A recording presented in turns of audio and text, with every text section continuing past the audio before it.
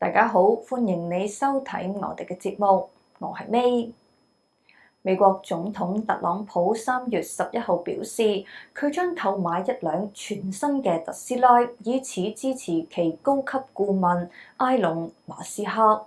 目前特斯拉正面臨股價重挫同銷售壓力，而馬斯克因參與特朗普政府嘅政策制定，更遭遇輿論同市場嘅雙重挑戰。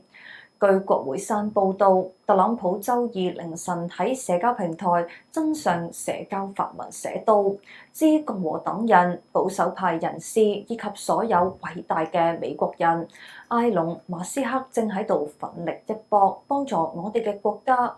佢做得非常出色，但係激進左翼嘅瘋子們好似往常一樣，正喺度試圖非法並串通抵制特斯拉。呢個係世界上最偉大嘅汽車製造商之一，都係埃隆嘅心血之作。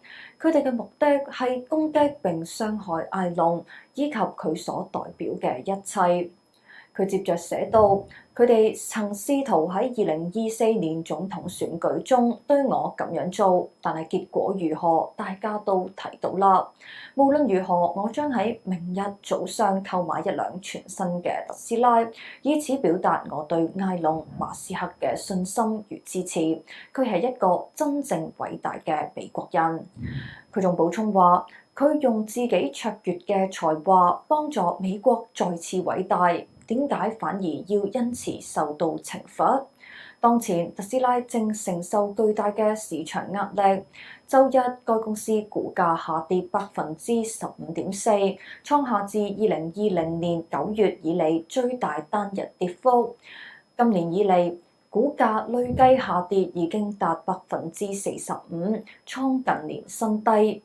美聯社報導稱，分析人士普遍認為馬斯克與特朗普嘅政治聯盟係引發投資者情緒動盪嘅重要原因。馬斯克喺去年總統選舉前大力支持特朗普，並喺其連任後出任政府效率部負責人，負責推動聯邦政府精簡開支。受特朗普力挺消息嘅影響，特斯拉股價喺週二盤前交易中反彈上漲超過2%。此外，摩根士丹利都向客戶發布投資建議，鼓勵喺股價下跌後逢低買入，以此提振市場信心。多謝你收睇我哋嘅節目，記得點讚、關注，都歡迎你將我哋嘅節目分享俾其他人。下次再見。